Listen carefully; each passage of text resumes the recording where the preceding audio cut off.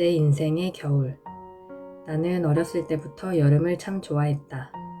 낮이 길어 늦게까지 밝기도 하고 날이 따뜻해서 늦은 저녁까지 신나게 놀 수 있었고 시원한 물놀이도 할 수 있어 좋았다. 반대로 추위를 많이 타는 나에게 겨울은 좀 덜 신나는 계절이었다. 낮이 짧으니 해가 금방 지고 조금만 밖에서 놀다 보면 금방 추워져서 오래 놀 수 없었다. 나에게 겨울은 좀 춥고 어두운 느낌이 있다.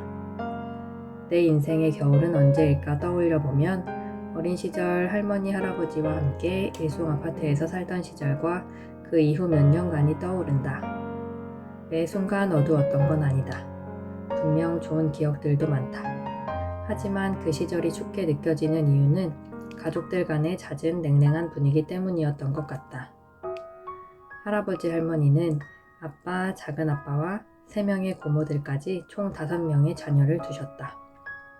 아주 어린 시절의 기억엔 가족들끼리의 분위기가 화목했던 장면, 고모들이 자주 우리 집에 놀러 오거나 여름이면 다들 만나 휴가를 같이 즐겼던 장면이 있다. 우리 친가 쪽의 남자분들, 할아버지와 아빠, 작은아빠는 모두 술을 즐겨 했다. 오랜만에 만나서 즐겁게 술을 마시는 거야 참 좋지만 언젠가부터 친척들끼리 만나면 항상 마무리는 싸움으로 끝났던 것 같다. 그러면서 점차 친척들과의 만남이 줄어든 것 같다. 할아버지와 같이 살던 우리는 자주 할아버지와 아빠의 싸움을 봐야 했다. 어떤 이유였는지 잘 기억나지 않지만 식사 때마다 얼굴을 마주하면 다툼이 생겼고 그게 오랫동안 이어졌다. 그 후 결국 할아버지와 할머니는 우리 집을 떠나 따로 집을 장만하셨다. 그 이후에도 싸움은 끝나지 않았다.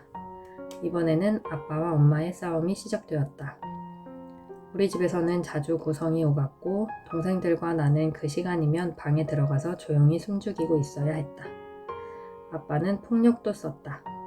문을 부수기도 하고 벽을 부수기도 했다. 집 여기저기에 구멍이 생겼고 각종 포스터로 구멍이 가려져 있었지만 모를 수 없었다. 나중에는 엄마에게도 폭력을 썼다. 엄마도 가만히 있지 않았다. 악다구니를 쓰기도 하고 아빠를 잡아 끌고 때리기도 하고 그러다 안 되면 도망나가 차에서 몇 시간씩 시간을 보내다가 들어오기도 했다. 그러다 보니 우리 집은 동네에서도 소문이 났었던 것 같다. 누군가 직접적으로 나에게 표현을 했던 기억은 나지 않지만 그냥 나 스스로 그렇게 생각하고 있었던 것 같다. 그렇게 자주 큰 소리가 나는데 모를 리가 있을까? 우리 집은 복도식 아파트였으니 많은 이웃들이 우리 집의 상황을 다 보고 있었을 것 같다. 싸움만이 문제는 아니었던 것 같다. 아빠는 거의 매일 술을 마셨다. 심지어 어린 자녀들에게 술 심부름을 시켰다. 우리는 동네 슈퍼에 자주 술을 사러 가야 했다. 슈퍼 아저씨도 우리가 오면 을에 술을 주셨다. 아빠는 그때 학원 운전기사 일을 하고 있었다. 아침에는 등교 차량 신청을 했던 중학생, 고등학생들을 등교시켜줘야 했고 학교 시간이 되면 또 아이들을 태우러 가야 했다. 하지만 밤낮을 가리지 않고 술을 마셨던 아빠는 점점 일을 제대로 나가지 못하기도 했다. 언젠가부터 학교에 갔다가 돌아오면 아빠가 술에 취한 채로 집에 있었다. 아빠가 너무 한심하고 싫었다. 도대체 왜 저러고 사는지 이해할 수 없었다. 어느 날 엄마가 미국 유학 얘기를 꺼냈다.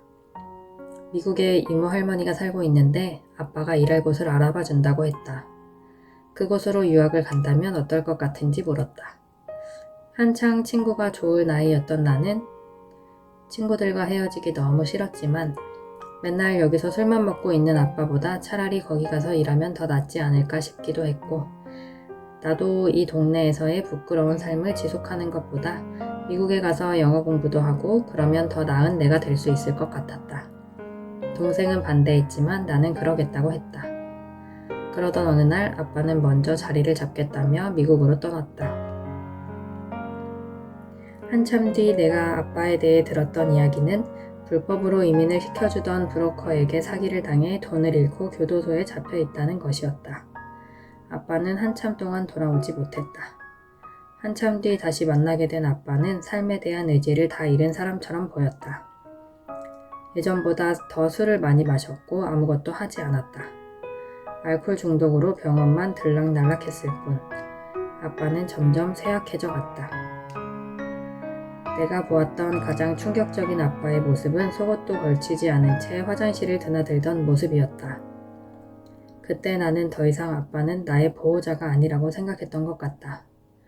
수도 없이 그냥 없는 게 낫다고 생각했던 것 같다.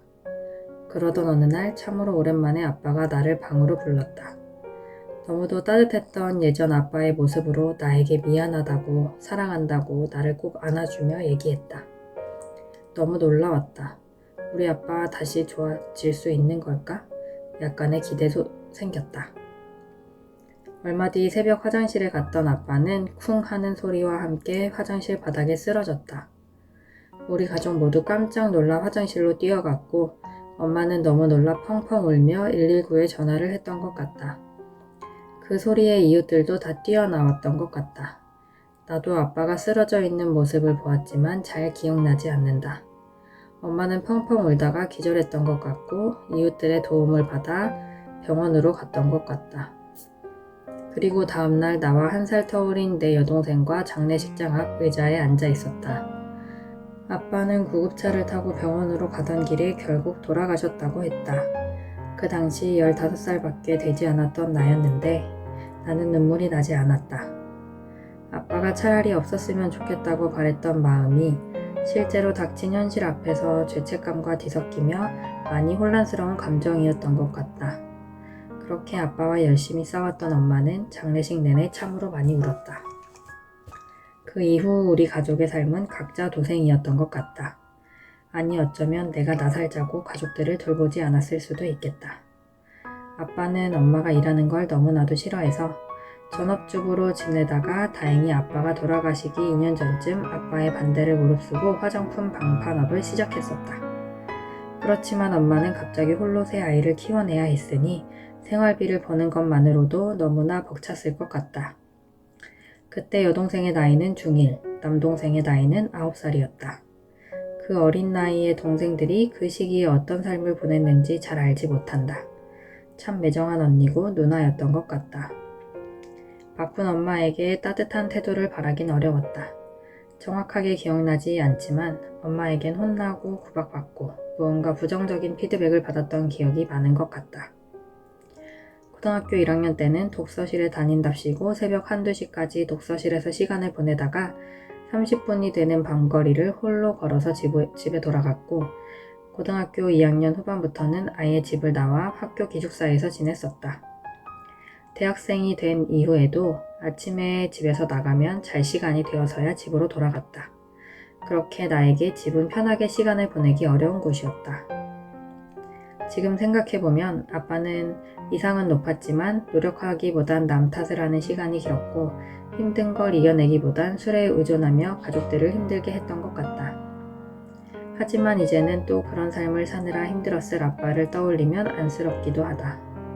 엄마를 떠올리면 따뜻함보단 부정적인 느낌이 떠오르고 한동안 나의 못난 부분은 다 엄마 때문인 것 같은 뭔지 모를 엄마에 대한 억울한 감정을 지우기 어려웠지만 지금은 그런 힘든 상황을 나라면 엄마만큼 잘 견뎌낼 수 있었을까 싶고 그런 힘든 상황 속에서도 내가 이만큼 다른 걱정 없이 잘 살아올 수 있었던 건 다 엄마 덕분이었다는 걸 안다. 그 시절을 떠올리니 마음 한켠이 시린 겨울 눈보라처럼 매서운 날들처럼 느껴진다. 그 시간만큼 마음속에 새하얀 눈이 가득 차 나도 오랜 시간 차갑게 냉담해져 있었던 것 같다. 하지만 힘든 시간들 사이사이에도 겨울에 햇살처럼 따뜻했던 엄마 아빠와의 기억들이 틈틈이 새겨져 있었다는 걸 느낀다. 나에게 새겨진 그 따뜻한 시간을 하나둘 되새기면서 또 나의 엄마 아빠일 뿐만 아니라 손호철 김연희 각자의 삶을 치열하게 살아냈던 한 인간으로서의 그들을 떠올리다 보니 내 마음 가득 찼던 눈들이 조금씩 녹아내리는 것 같다. 이제 나에게 겨울은 마냥 춥고 어둡지만은 않다. 이제 추워도 따뜻한 햇살이 함께 한다는 걸 알고 추운 겨울을 누릴 또 다른 방법이 있다는 걸 알았다. 앞으로의 겨울은 또 다른 매력으로 나에게 다가올 것 같다.